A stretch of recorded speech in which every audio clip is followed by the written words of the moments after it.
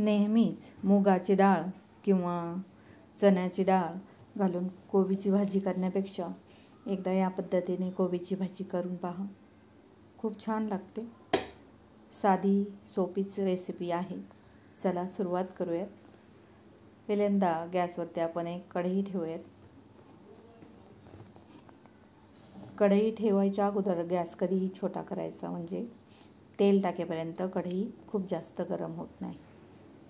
1.5 पळी तेल टाकलं आहे. तर वाटण्यासाठीचं साहित्य मी दाखवलं तुम्हाला. 2 मिरच्या घेतल्यात, लसूण आणि थोडंसं आलं. तेल चांगलं गरम झालं आहे. एक छोटा अर्धा चमचा मोहरी घातली. मोहरी पहिल्यांदा फुलली की एक छोटा अर्धा चमचा जिरं घालायचं. जिरं देखील फुललं की त्याच्यामध्ये आपण एक मध्यम आकाराचा कांदा बारीक कापून घेतला आहे, तो या फोडण्यामध्ये घालून घेऊयात. त्याच्यावरतीच एक चमचाभर सफेद तीळ घालायचे. थोडासा ओवा हातावरती चोळून घालूयात.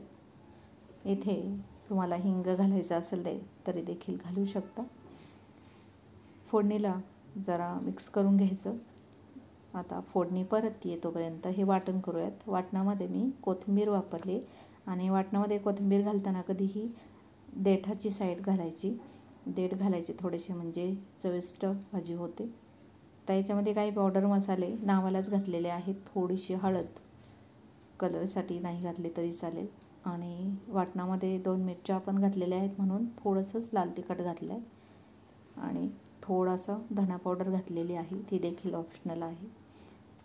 हे सर्व साहित्य मिक्स करून घेतलं कांद्यामध्ये आणि मध्ये मध्ये मिक्स करत राहायचं. स्टीलची कढई असेल तर शक्यतो खाली लगेचच करपतं. आता हे वाटण परतलं गेलेलं आहे चांगलं. कांदा त्याच्यामध्ये एक छोटा लालसर असा टोमॅटो बारीक कापून घालायचा. आता टोमॅटो घातलं तर या फोडणीपुरतंच आपण मीठ घालूयात, म्हणजे टोमॅटो चांगलं शिजलं जाईल. याच्यामध्ये थोडंसं मीठ घालायचं आणि ही फोडणी चांगली मिक्स करायची. गॅस आपला मंदच आहे, मोठा केलेला नाही अजिबात. आता याच्यावरती झाकण ठेवूयात थोड्या वेळासाठी. तोपर्यंत मी एक बटाटा कापून घेतलेला आहे. आता वाटण पहिल्यांदा हे जी फोडणी आहे ती मिक्स करूयात. हा एक मध्यम आकाराचाच बटाटा आहे. साल काढून घेतली, चांगला धुवून घेतलेला आहे आणि एकदम बारीक बारीक पातळ पातळ फोडी करायच्या आहेत, कारण कमी वेळातच ही भाजी होते कोबीची आणि त्याच्यामध्ये हा बटाटा शिजला गेला पाहिजे. तर हा बटाटा आपण या फोडणीमध्ये चांगला मिक्स करून घेऊयात.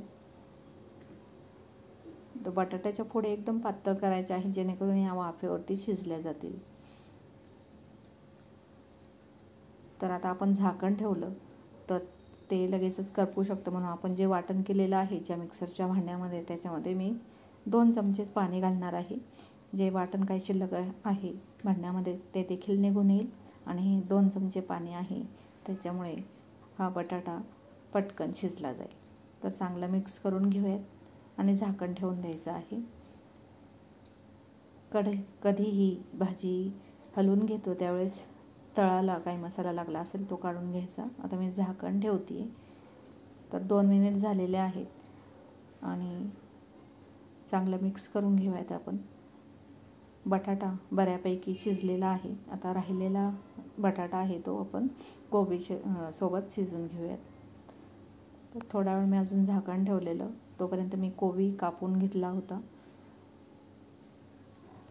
तर आता जो कापून घेतलेला कोबी आहे तो मी धुवून घेतलेला आहे आणि आता याच्यामध्ये आपण घालून घेऊयात. बारीक बारीकच कापायचा कोबी आणि कोबीला जास्त शिजवायचा नाही. कोबीची भाजी जास्त शिजवली की वेगळीच लागते थोडीशी, त्याच्यामुळे ती थोडीशी कच्चीच ठेवायची, म्हणजे 3 मिनिटात कोबीची भाजी शिजते. एकदा कापून कढईमध्ये घातला की मंद आचेवरती मस्त. कारण तसं आहे आपण चायनीजमध्ये कोबी कच्चाच खातो, तर भाजीमध्ये तो थोडासा कमीच शिजवायचा, खूप जास्त नाही, मंद आचेवर. आता मी कोबीपुरतं मीठ घालून घेतलं, म्हणजे पूर्ण भाजीचा विचार करून आपण अगोदर थोडंसं टोमॅटोसाठी फोडणीमध्ये मीठ घातलं होतं. पूर्ण भाजीचा विचार करून कोबीवरती मीठ घालून घेतलं. सगळा कोबी फोडणीमध्ये चांगला मिक्स करायचा. आता झाकण ठेवायचं आहे, जेणेकरून जो आपला बटाटा आहे तो चांगला शिजला जाईल. तर तुम्ही बघू शकता मी 1.5 मिनिटानंतर एकदा हलवून घेतली भाजी. भाजी चांगलीच ओलसर झाली होती. पुन्हा अजून 1 मिनिटभर मंद आचेवरती शिजवून घेतली. झाकण ठेवून शिजवून घ्यायची मंद आचेवरती, म्हणजे भाजी चांगली शिजली जाते. मस्त भाजी आपली तयार झालेली आहे. कोथिंबीर घालूयात आणि मिक्स करूयात. थोड्याशाच वेगळ्या चवीची, खूप जास्त मसाले नाहीत. मस्त अशी ही कोबीची भाजी तयार झालेली आहे. ही भाजी तुम्ही मुलांना स्कूलमध्ये देऊ शकता, ऑफिस डब्यामध्ये देऊ शकता. थँक्यू.